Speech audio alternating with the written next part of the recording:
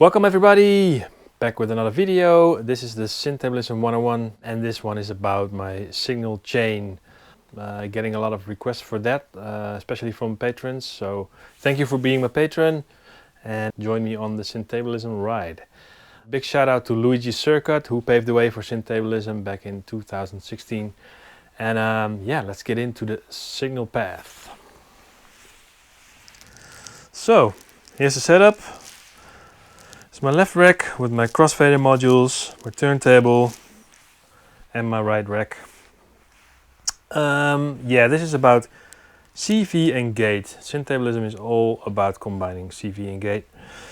So, as you can see right here, I have the phase module, the phase controller. If I turn it on, you can hear it like this. The phase controller is able to send a variety of timecode signals, but the timecode signals never really worked well for me for Syntablism because they are more complex signals than like a sine wave or a square.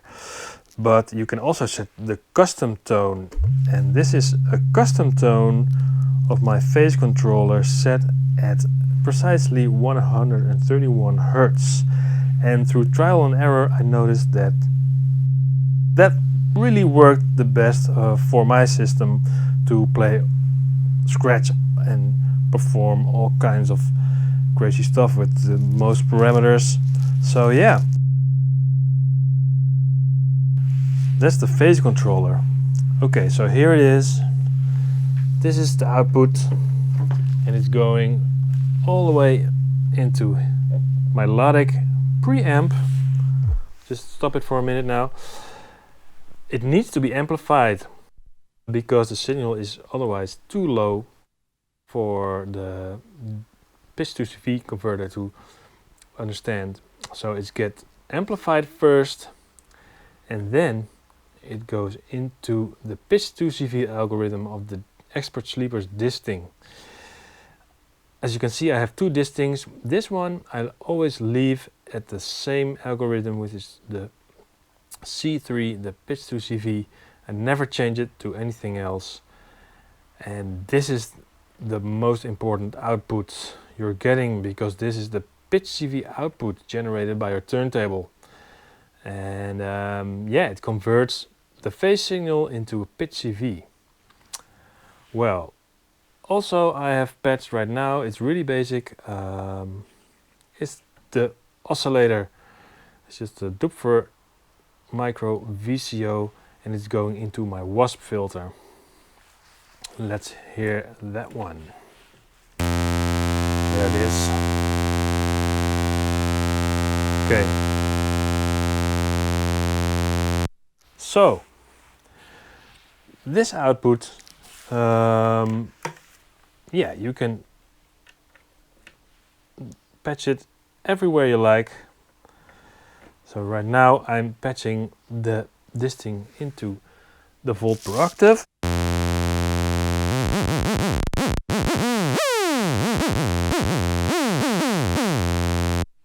And that is kind of like regular scratching. You're scratching the pitch of the oscillator.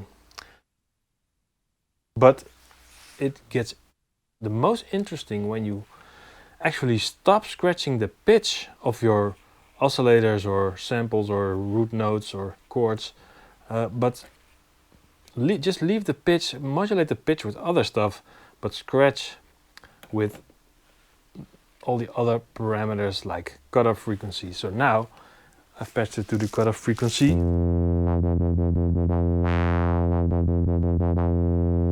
Can shape the tone a bit with a bit more resonance, make it a bit more deep.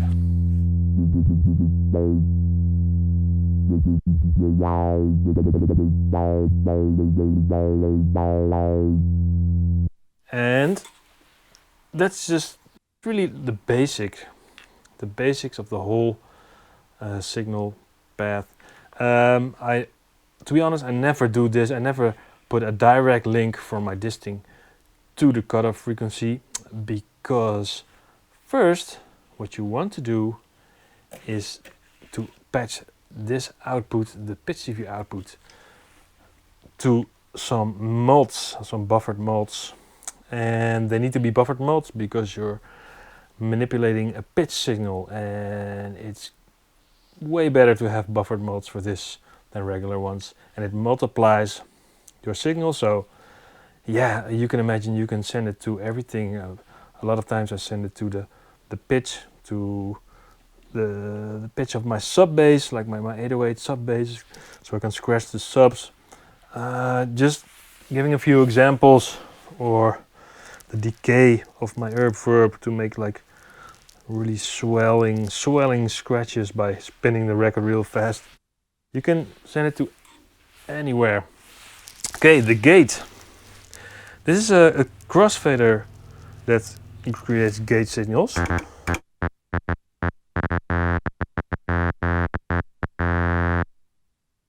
It's not out yet, so you might want to use an envelope follower for that.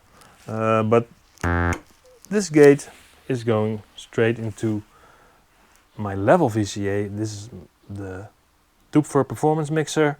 I have two of them, as you can see, and it's basically like a big bunch of VCAs. It's all VCAs with CV inputs. And right now I'm just cutting one. I'm gating one of the VCAs, and that's the level VCA of channel 3.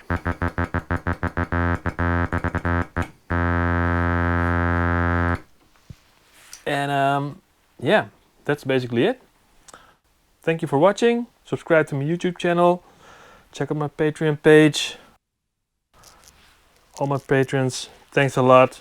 And yeah, this is where it all starts.